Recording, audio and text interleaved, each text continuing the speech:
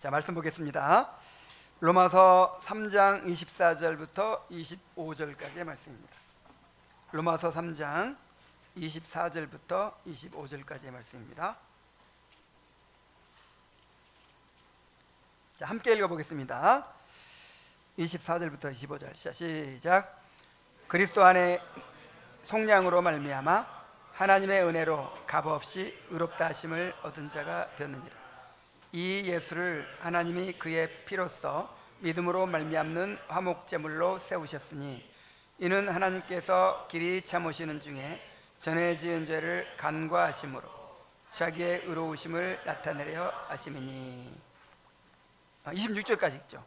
곧 이때에 자기의 의로우심을 나타내사 자기도 의로우시며 또한 예수 믿는 자를 의롭다 하려 하심이라. 아멘. 자, 소위름은 오랜만에 하죠. 지난 시간에는 32문을 통해서 효과 있는 부르심을 받은 자들은 의롭다 하심, 양자 삼으심, 거룩해 하심, 그리고 금생에서 이것들에 동반되거나 이것들로부터 나오는 여러 은택에 참여한다라는 사실을 살펴보았습니다. 우리 지난 야유의 날 우리 정욱이가 의롭다 하심을 받은 자들이 누리는 은택이 무엇입니까? 하는 질문에 칭의 양자 뭐라죠?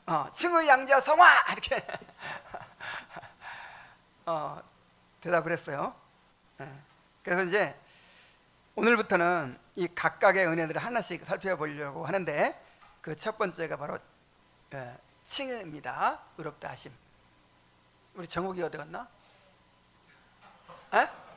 자고 있어요? 야. 칭의 양자 성화 이게 대답만 해갖고 안 돼. 이 내용을 이해하고 누려야지. 자, 의롭다 하심은 성경이 가르치는 가장 영광스러운 진리이며 복음의 심장입니다. 자, 루터는 교회의 서고 넘어짐이 이 교리에 달려있다고 했고, 칼빈은 칭의를 종교 전체가 회전하는 경첩이라고 불렀어요. 자, 문이 뭐에 달려서 왔다 갔다 하죠? 경첩. 그런 것처럼 우리의 신앙생활 전부가 어디에 달려서 왔다 갔다 해요? 이 칭의에. 하나님과의 관계가 우리의 모든 신앙생활이 이 칭의의 은혜에 매달려 있어요. 칭의는 사변적인 교리가 아니라 우리가 삶 속에서 실제로 경험하며 누려야 할 실제적인 은혜입니다. 자, 오늘은 33문을 통해서 이 칭의의 은혜에 대해서 함께 살펴보도록 하겠습니다. 자, 함께 읽어봅시다. 시작. 답. 의롭다 하심은 하나님의 값없는 은혜의 행위입니다. 의롭다 하심은 하나님께서는 우리의 모든 죄를 용서하시고 하나님께서 보시기에 의로운 자로 우리를 받아주십니다. 우리에게 전가되고 믿음으로만 받아들여진 그리스도의 의 때문에 그렇게 하십니다. 자, 의롭다 하심이 무엇입니까? 칭의가 무엇입니까? 자, 성경에서 의라고 말할 때 의가 무슨 뜻이에요? 의는 그냥 올바름이라는 뜻인데 단순히 죄가 없는 상태를 말하는 게 아니에요. 죄가 없다고 해서 의로운 상태에 있는 거 아니에요. 자, 의라고 하는 것은 율법의 요구를 완전히 이룬 상태를 의미합니다. 율법을 완전히 성취한 상태. 하나님께서 율법의 요구를 율법을 우리에게 주셨잖아요. 그 율법을 완전히 지킨 상태를 의라고 하는 거예요. 근데 의롭다 하심이라는 말은 그렇게 인정하신다는 거예요. 우리를, 믿는 자들을. 너희들 죄가 하나도 없다 이 정도가 아니라 내가 요구하는 율법을 완전히 지켰다 이렇게 인정해 주시는 것이 바로 칭의입니다. 우리의 행위를 보고 판단하시는 것이 아닙니다. 우리는 여전히 죄로 부패한 상태이고 늘 죄를 지으며 살고 있지만 거룩한 재판장이신 하나님께서 예수 그리스도의 구속을 근거로 피고석에 서 있는 우리에게 판사로서 재판장으로 판결을 내립니다. 너의 죄는 완전히 사해졌노라. 그리고 너는 이제 율법을 완전히 이룬 자로 인정하노라. 이렇게 법정적으로 선언하시는, 판결을 내리시는 거예요.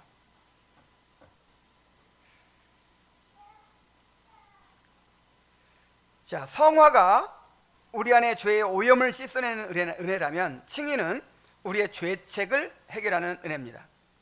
성화가 우리의 내면을 점진적으로 변화시키는 하나님의 사역이라면 칭의는 우리의 법적 신분을 단번에 확정짓는 하나님의 선언입니다. 이 둘은 구별되지만 결코 분리되지 않습니다. 이 칭의와 성화는 하나의 은혜예요. 하나예요. 그래서 이중은혜라고도 하죠. 그리스도 안에 있는 이중은혜. 이중은혜라는 말이 두 개의 은혜라는 뜻이 아니라 하나의 은혜인데 이 두 가지가 함께 이렇게 붙어 있다 이 말이에요. 자, 의롭다 하심이 뭐예요? 우리는 실제적으로는 의롭지 못한데 아직도 죄가 있는데도 불구하고 예수 그리스도의 구속을 근거로 해서 이미 죄 사함 받았고, 그 다음에 율법을 완전히 지킨 것으로 하나님께서 법정적 판결을 해주시는 거예요. 하늘 법정에서 그렇게 선언해 주시는 것을 칭의, 의롭다 하심이라고 말하는 것입니다. 자, 의롭다 하심의 필요성을 봅시다. 자, 의롭다 하심이 왜 필요해요? 하나님은 사람을 하나님의 율법에 순종하도록 창조하셨습니다. 그냥 알아서 너희들 마음대로 살아라 이렇게 창조하신 것이 아니고 하나님께서 정하신 그 삶의 법칙이 있어요. 율법에 따라서 살아가도록 창조하셨어요. 자, 이 우주를 창조하신 걸 보세요. 하나님께서 정하신 그 법칙에 따라서 요만큼도 오차가 없이 그렇게 움직이고 있잖아요.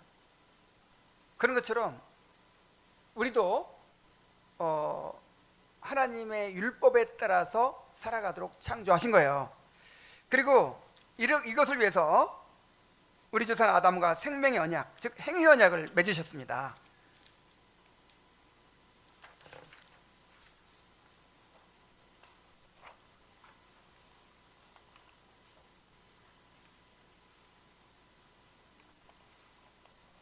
이 페이지가 어디로 가버렸어? 이걸 보고 해야겠네.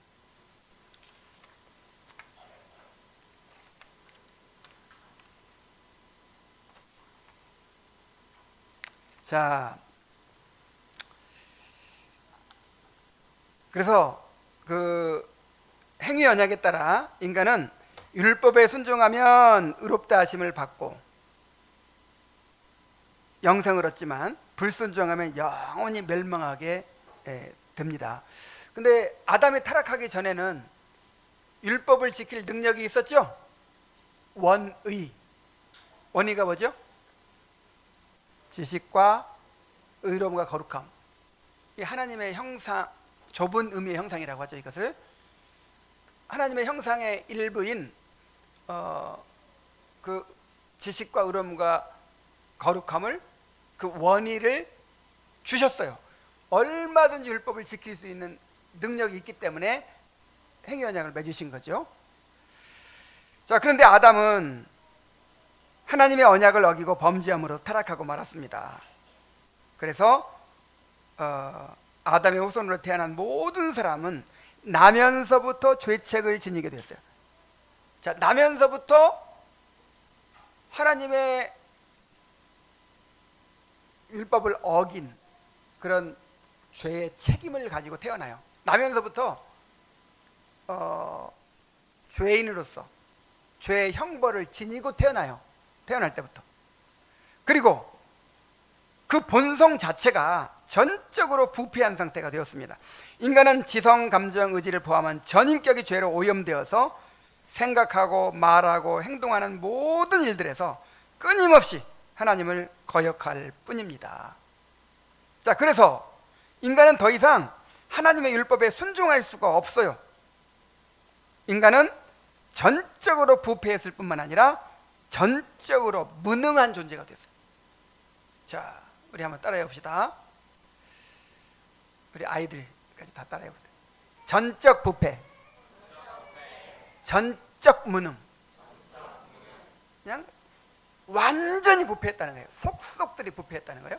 그리고 완전히 무능하다는 거예요. 하나님의 율법을 지킬 수가 없다는 거예요. 그래서 결국 인간은 하나님의 진노와 저주 아래 놓이게 되었습니다. 세상에서 아무리 화려한 성공을 거두고 풍요를 누릴지라도 인간에게 참된 평안이 없는 것은 영혼 깊은 곳을 짓누르는 심판과 죽음에 대한 근원적인 두려움 때문이에요. 심리학자들이 사람의 불안이나 이런 두려움 이런 거를 이렇게 해결해 주는 사람들이잖아요. 근데 어떤 문제가 있어야만 불안해하는 게 아니더라. 이걸 발견했어요. 아, 사람은 어떤 문제가 있어야만 불안해하는 게 아니라 실존적 불안이 있다. 무슨 불안? 도대체 이 불안이 어디서 왔을까요? 그냥 아무리 뭐 안전하고 모든 걸 갖추고 살아도 그냥 아침에 일어나 뭔가 불안이 내 마음을 사로잡는 거예요. 자, 왜 그럴까요? 하나님의 정죄 아래 있기 때문이에요. 진노 아래 있기 때문이에요. 심판이 다가오고 있기 때문이에요. 최소한 죽음이 다가오고 있다는 건 알잖아요. 죽음도 이 심판의 일부잖아요. 그래서 내 하나님의 말씀에 악인에게는 평강이 없다 하였느니라 그랬어요. 악인에게는 뭐가 없어요? 평강. 그래서 와, 자기들 돈 잘 벌고 보험 들어놓고 모든 걸 다 갖춰놓고 그렇게 평안하게 사는 것처럼 보이는데 사실은 평강이 없어요.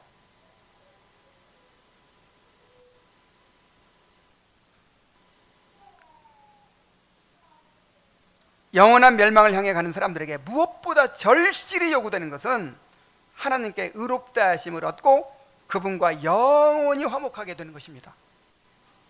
지금 재판받고 있는 사람, 지금 재판받고 있는 죄인에게 필요한 게 뭐예요? 무죄 판결 받아야죠.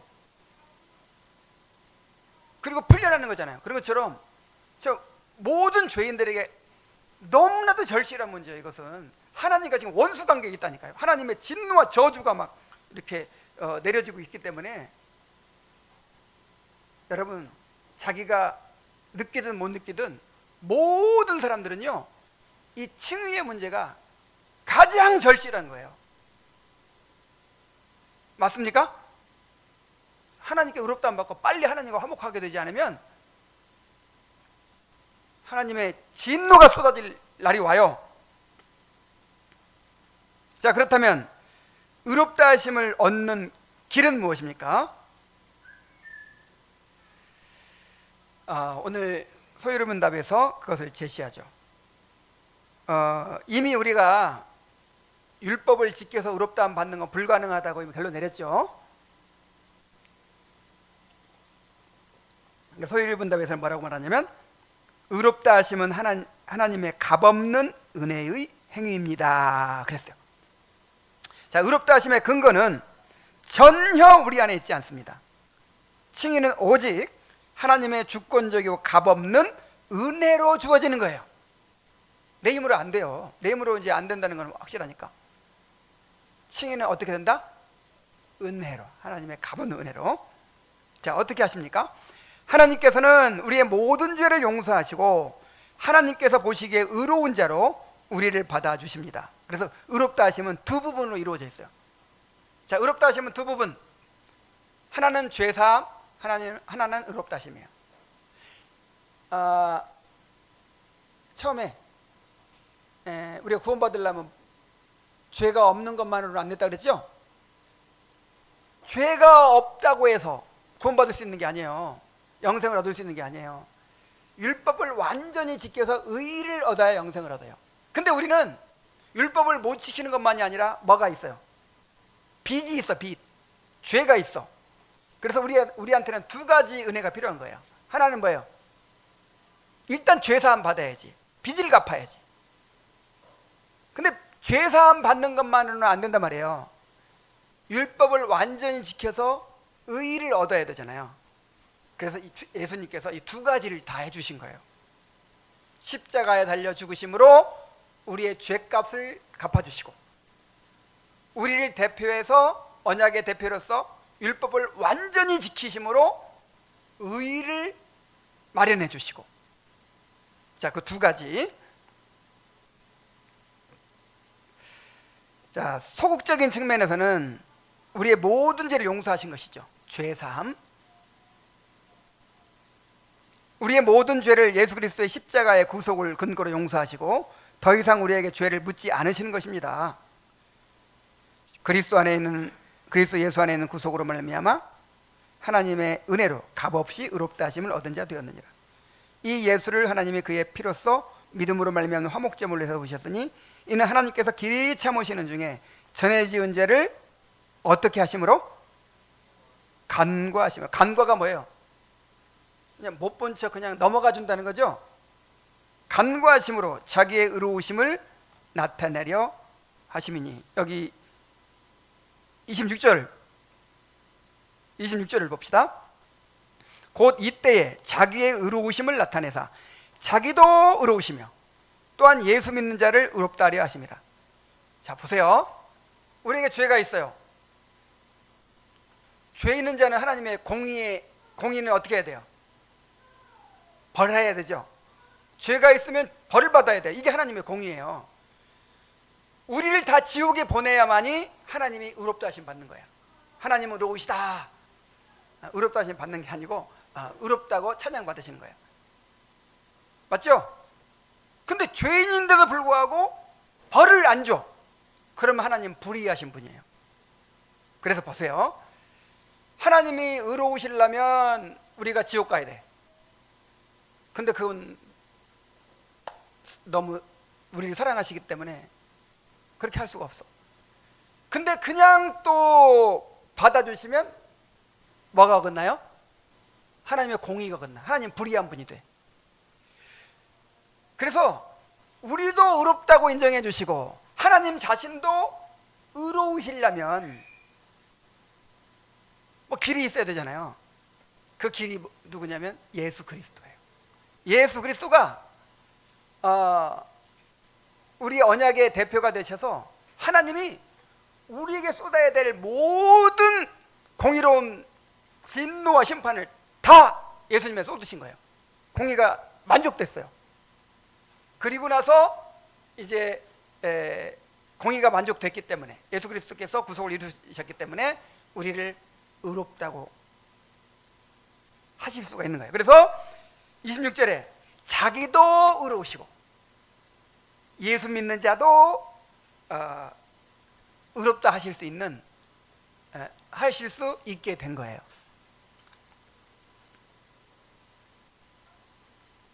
그래서 그 칭의의 소극적인 측면이 뭐다? 죄사함입니다. 죄사함. 자, 적극적인 측면은 뭐냐? 하나님께서 보시기에 의로운 자로 우리를 받아주심이에요. 의롭다 하심이에요.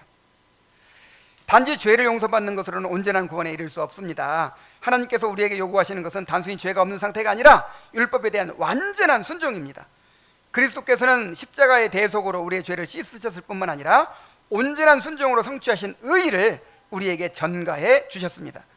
그래야 하나님께서는 우리가 율법의 모든 요구를 온전히 이룬 것으로 인정해 주시고 우리를 의롭다고 확정해 주십니다.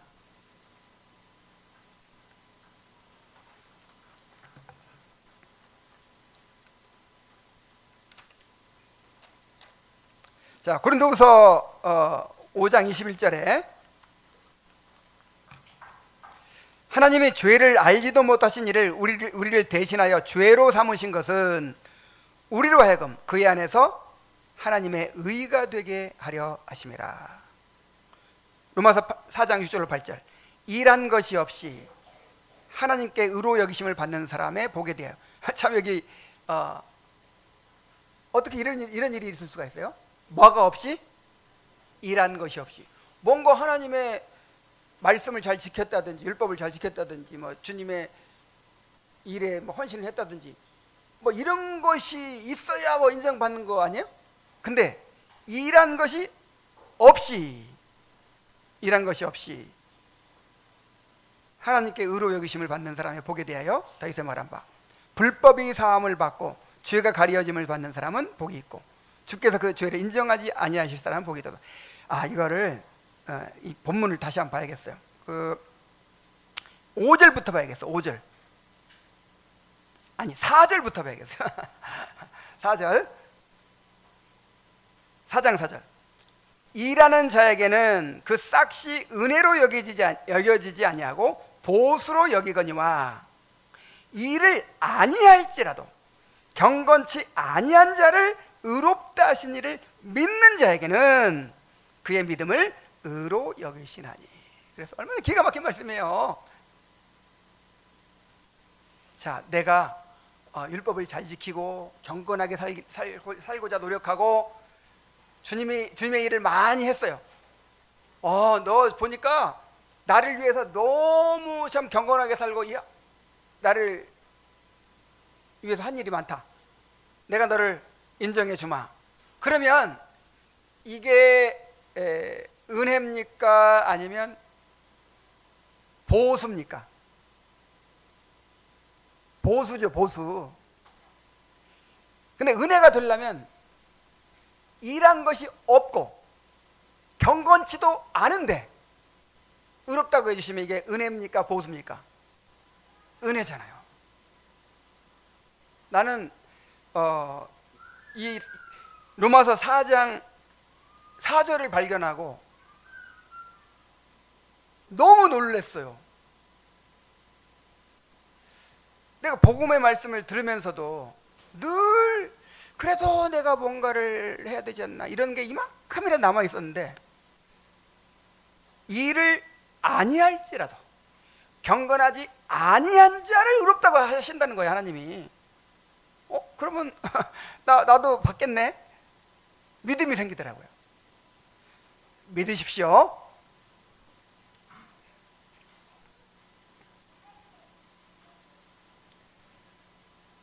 자, 이것이 성경이 가르치는 이중 전가죠. 우리의 모든 죄는 그리스도께 전가되어 그분이 우리 대신 십자가에서 형벌을 받으셨고 그리스도께서 율법에 순종하신 완전한 의인은 우리에게 전가되어 우리가 의인으로 인정을 받게 되는 것입니다. 우리는 아담 안에서 죄인되고 사망에 이른 것처럼 예수님 안에서 의인되고 영생을 얻게 되었습니다. 로마서 5장 17절 19절. 한 사람의 범죄로 말미암아 사망이 그 한 사람을 통하여 왕노릇하였은즉. 자, 아담 때문에 우리가 다 죽었단 말이에요. 더욱 은혜와 의의 선물을 넘치게 받는 자들은 한 분 예수 그리스도를 통하여 생명 안에서 왕노릇하리로다. 그런즉 한 범죄로 많은 사람이 정죄에 이른 것 같이 한 의로운 행위로 말미암아 많은 사람이 의롭다 하심을 받아 생명에 이르렀느니라. 한 사람의 순종하지 아니함으로 많은 사람이 죄인 된 것 같이 한 사람의 순종하심으로 많은 사람이 의인이 되리라. 자, 잘 안 믿어지는 사람이 이걸 생각해 보세요. 여러분들이 아담의 후손이죠? 그래서 아담이 범죄한 것 때문에 죄인 되고 아담이 범죄한 것 때문에 죽게 됐죠? 확실해요? 안 확실해요? 확실하죠? 그것만큼이나 예수님이 이르신 의 때문에 우리가 의인 되는 것도 확실하다 이 말이에요.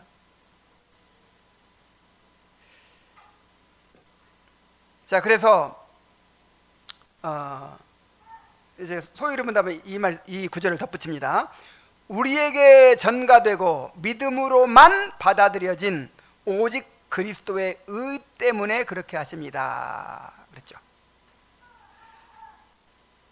자, 우리에게 전가되고 우리에게 전가된 그리스도의 의 때문에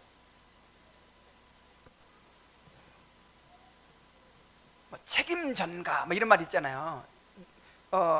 내 책임인데 이 사람 책임으로 딱 이렇게 전가해버리는 그런 것처럼 예수님이 이루신 은데 우리한테 딱 전가해버리는 거예요.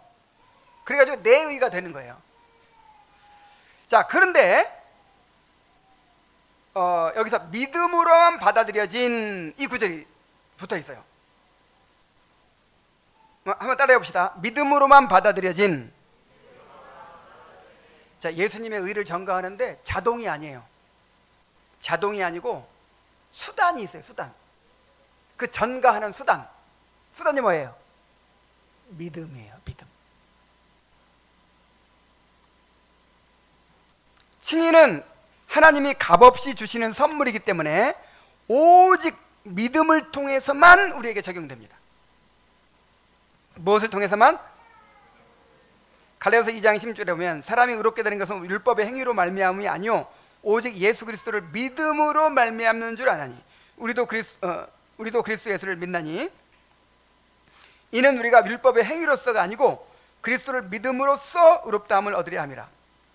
율법의 행위로서는 의롭다함을 얻을 육체가 없느니라.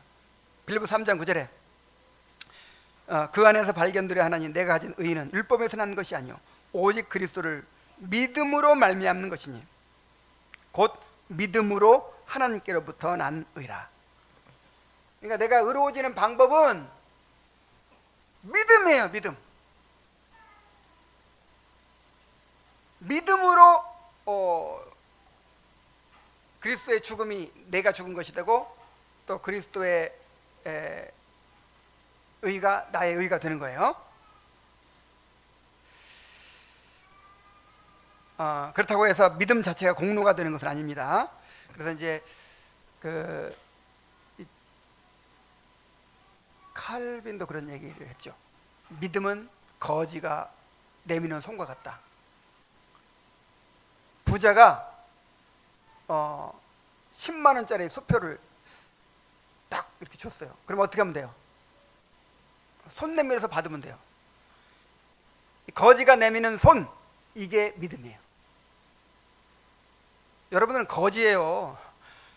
주면 어떻게 하면 돼요? 손 내밀어 받으면 돼. 손 내밀어 받으면 돼. 그래서 그리스도의 의를 전가해서 우리를 의롭다고 인정해 주시는데 그 수단이 뭐다? 방법이 뭐다? 믿음이다. 믿으시기 바랍니다. 자, 의롭다 하심의 결과를 보겠습니다. 자, 하나님께서 이제 의롭다고 인정해 주셨어요. 자, 그러면 어떻게 됩니까? 의롭다 하심 받은 자들은 하나님의 아들로 입양되고 영생을 소유하게 됩니다. 그리고 이 칭의의 선언은 영원한 선언이기 때문에 결코 취소되거나 상실될 수가 없습니다. 지방법원에서 어떤 판결이 났으면 완전하지 않죠? 어디서 뒤집혀요? 고등법원에서 뒤집힐 수 있어. 자, 고등법원에서 판결이 났다고 해도 또 어디서 뒤집혀요? 대법원에서. 요즘엔 또 헌법소원 이런 게 생겨가지고 대법원에 난 것도 뭐 잘못된 판결이 있으면 뒤집어져요. 그래서 헌법재판소에서 막 오랫동안 재판해가지고 이제 최종적으로 무죄로 선언하면 완전 무죄가 되죠. 근데 우리를 의롭다 하신 그 하나님의 법정은 지방법원일까요? 고등법원일까요? 대법원일까요? 이거는 최종적인 이 우주의 최고 권위의 법정이에요. 하나님께서 너는 이제 죄사함 받았다. 너는 무죄다. 그리고 너는 의롭다. 이렇게 판결을 내리시면 그게 변할 수 있어요? 없어요? 영원히 변할 수 없어요. 일사부재리 원칙에 의해서 다시는 이제 거론도 하지 않아. 정죄가 없다 그랬어요. 그래서 이제 그리스도 예수 안에 있는 자에게는 뭐가 없나니? 정죄. 이 정죄가 없다는 말은 다시 죄인으로 기소되지 않는다 그 뜻이에요. 죄를 지어도 기소되질 않아.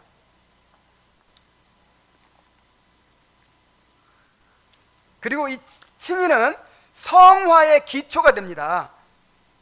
칭의는 우리를 거룩하게 살지 않아도 되는 사람으로 만드는 것이 아니고 비로소 감사와 사랑으로 거룩을 추구할 수 있는 사람으로 만듭니다. 하나님은 우리를 단지 의롭다 선언하시는 것을 끝내지 않으시고 우리 내면을 끝까지 거룩하게 변화시켜 가십니다. 그래서 여러분, 이 성화의 기초가 뭐예요? 칭의예요, 칭의. 그러니까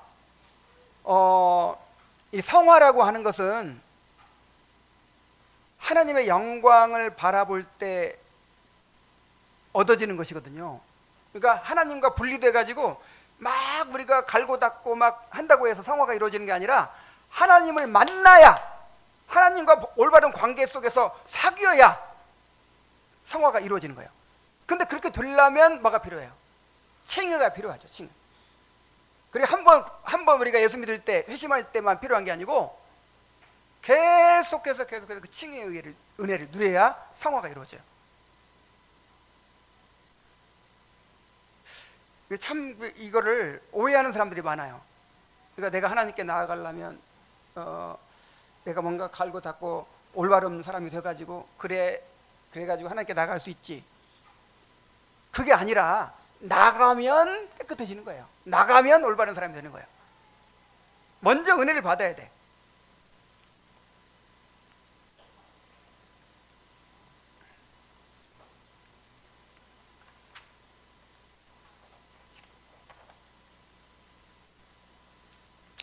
그리고 의롭다 하심은 삶 속에서 누리는 실제적인 은혜라고 그랬죠. 바울은 의롭다 하심 받은 자의 행복을 다음과 같이 요약합니다. 로마서 5장 1절로 11절을 보겠습니다. 5장 1절로 11절. 자, 의롭다 하심 받은 사람이 이제 매일 삶 속에서 실제적으로 누리는 그 은혜가 무엇인지.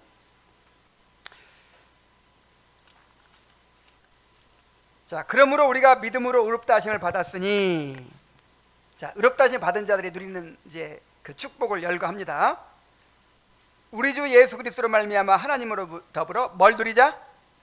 화평을 누리자. 아, 정말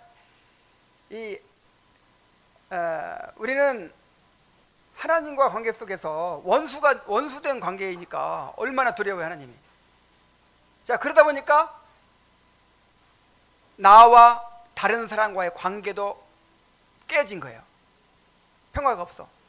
그러다 보니까 나와 나 자신도 평화가 없어.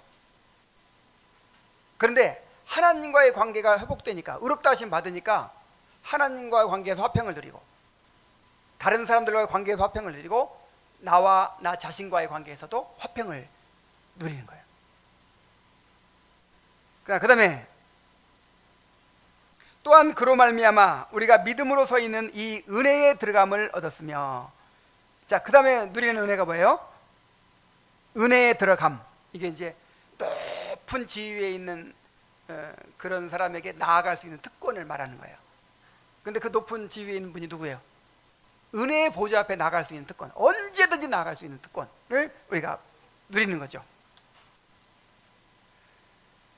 그 다음에 세 번째,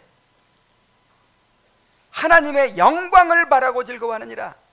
아, 하나님의 영광을 누리게 됩니다. 의롭다 하심 받은 자는 장차 누리게 될 영광을 이 땅에서부터 바라보고 맛보며 살아갑니다. 그 다음에 네 번째, 3절. 다만 이뿐 아니라 우리가 환난 중에도 즐거워하나니, 환난은 인내는 인내를, 연단을 연단은 소망을 이루는 줄 알미라. 자, 환난 중에도 뭐 해요? 자, 왜 환난 중에 즐거워요? 왜냐하면 우리가 당하는 모든 환난이 구원을 이루는 재료가 되기 때문에, 합력하여 선을 이룹니다. 재미있는 영화는요, 주인공이 엄청 막 악인들한테 괴로움을 당하죠. 근데 그걸 보면 즐겨요. 그죠? 환난 중에 즐거워해. 왜요? 저놈들 다 죽었어. 나중에 이제 저 악인들이 다 이제 주인공한테 다 박살날 때가 와요. 그래서 영화 보면서 환난 중에도 즐거워해. 그렇듯이 우리 삶에서도 어떤 환난이 와도 즐거워할 수 있어. 보장이 돼 있다 이 말이야. 보장이.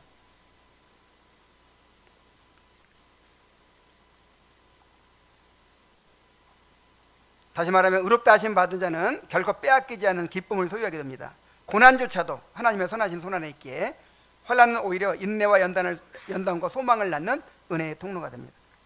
그리고 다섯 번째로 완전한 소망을 소유하게 돼요. 여기 5절에 소망이 우리를 부끄럽게 하지 아니함은, 소망이 뭐 하지 않는다? 보통 우리가 이제 희망을 갖는다고 하잖아요. 희망을 갖는다고 하는데, 희망은 항상 우리를 부끄럽게 해. 희망대로 된 게 다 있어요? 희망을 품었지만 그렇게 안 되는 게 너무 많아요. 희망은 항상 우리를 실망시켜. 그런데 우리가 가진 것은 부끄럽게 하지 않는 희망이에요. 그래서 굳이 이거를 소망이라고 이제 표현하는 거예요. 막 같은 말인데, 같은 호흡인데,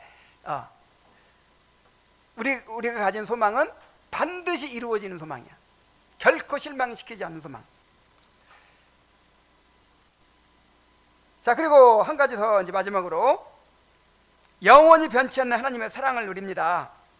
6절에 우리가 아직 연약할 때 기약대로 그리스도께서 경건치 않은 자를 위하여 죽으셨도다. 의인을 위하여 죽는 자가 쉽지 않고 선인을 위하여 용감히 죽는 자가 혹 있거니와, 우리가 아직 죄인 되었을 때 그리스도께서 우리를 위하여 죽으심으로 하나님께서 우리에게 낸 자기의 사랑을 확증하셨느니라. 그 사랑이 성령으로 말미암아 우리 마음 가운데 막 부어지고 있다는 거예요. 이 부음받음이니, 이 말은 이 바켓으로 막 물을 퍼가지고 확 붓는 그런 뜻이에요. 성령으로 말미암아 하나님의 사랑 우리 가슴에 막 붓죠. 그 사랑을 깨달으면 막 가슴이 터지려고 하죠.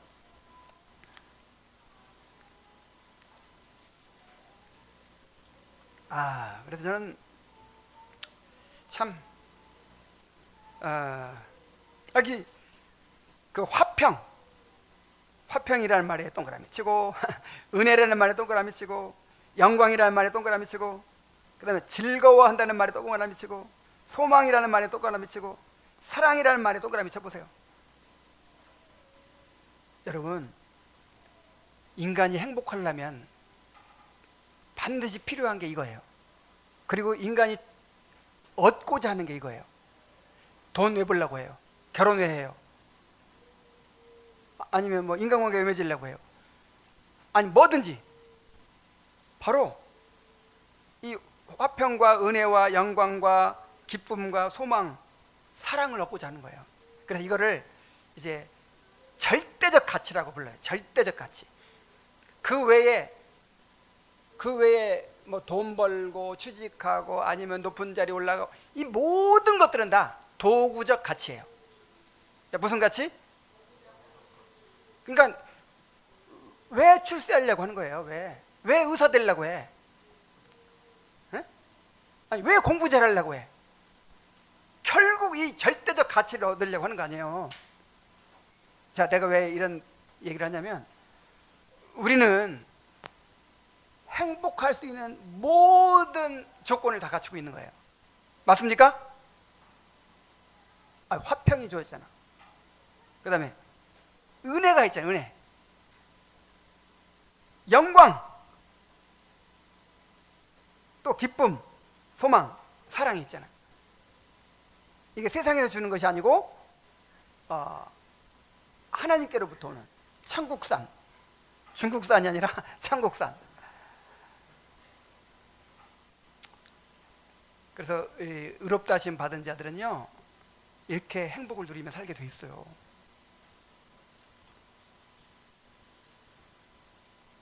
자, 루터의 회심 이야기는 집에 가서 읽어보세요. 결론입니다. 정말 여러분, 루터 회심 이야기를 왜 내가 소개했냐면,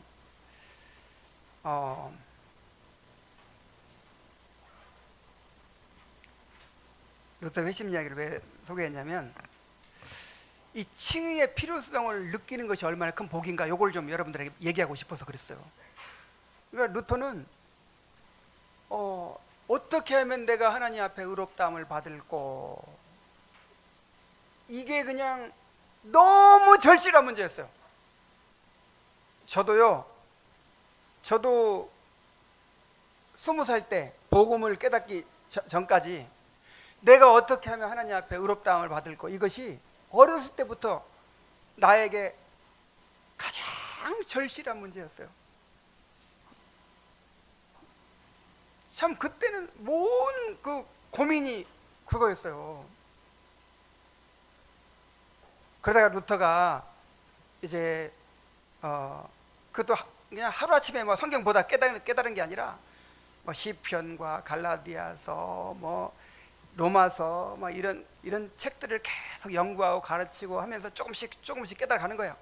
깨달아가면서 드디어 이야, 성경에 말하는, 성경에서 요구하는 하나님의 의가, 성경에서 말하는 이게 하나님의 의가 내가 뭔가 율법을 잘 지키고 의로워져서 만들어내는 의가 아니라 하나님이 예수 그리스도 통해서 마련해 주신 의구나.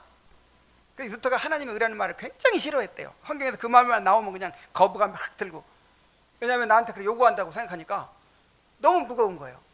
하나님의 의. 근데 하나님의 의라는 말이 꽤 많이 나와요. 시편에도 많이 나오고. 근데 나중에 이야, 하나님께서 요구하시는 의는 내가 만들어낸 의가 아니라 하나님이 예수 그리스도 통해서 마련해 주신 의구나. 내가 그걸 믿음으로 받기를 원하시는구나. 이걸 깨닫고 그냥 해방이 됐어요. 그래서 루터는 얼마나 그렇게 이 의롭다 하심을 추구했는지, 만약에 조금 그 칭의의 은혜를 조금 늦게 발견했으면요 죽었을 거예요. 자기가 그렇게 말해요. 죽었을 거라고.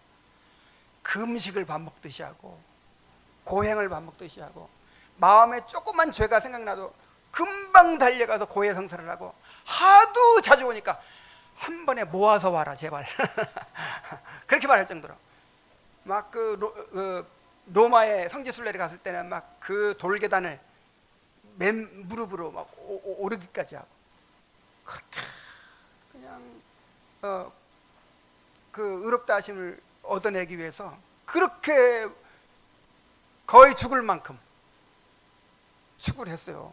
그만큼 절실한 문제였다 이 말이에요.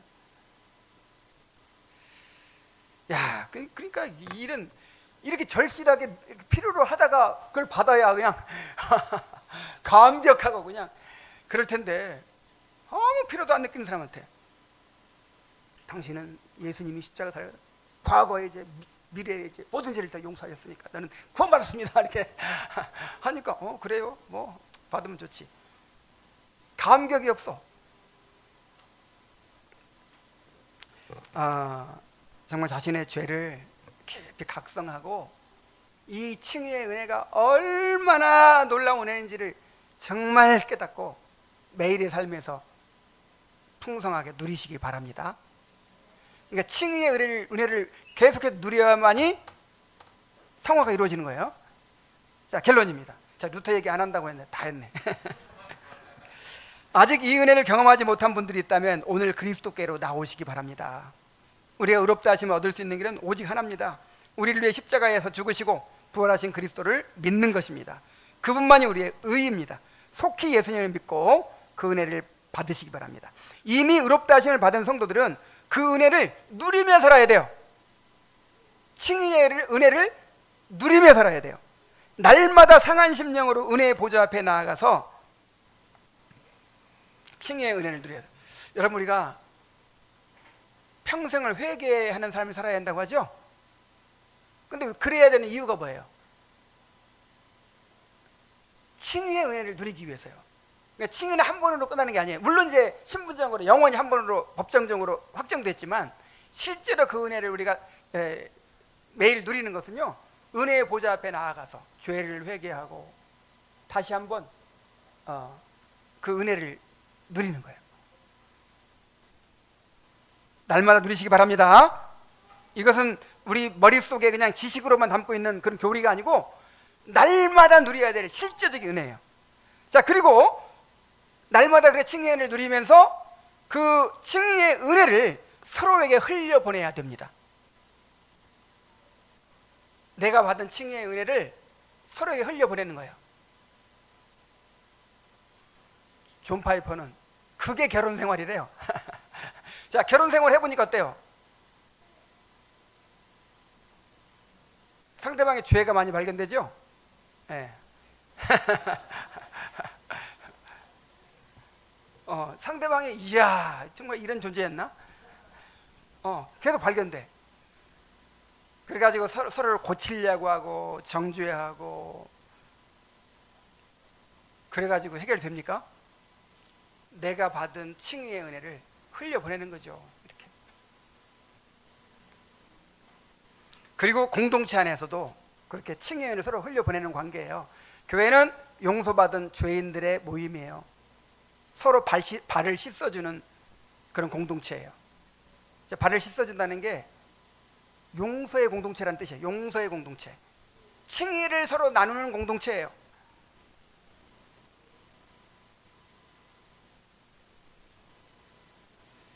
그리고 마지막으로 나아가 힘써 성화를 이루어가야 합니다. 칭의는 성화의 출발점입니다. 이 둘은 그리스도로부터 흘러나오는 하나의 구원 안에 있는 두 은혜입니다. 성화가 없는 칭의는 없습니다. 칭의를 받은 자는 날마다 거룩함을 향해 나아가게 되어 있습니다. 내가 칭의의 은혜를 누리면 누릴수록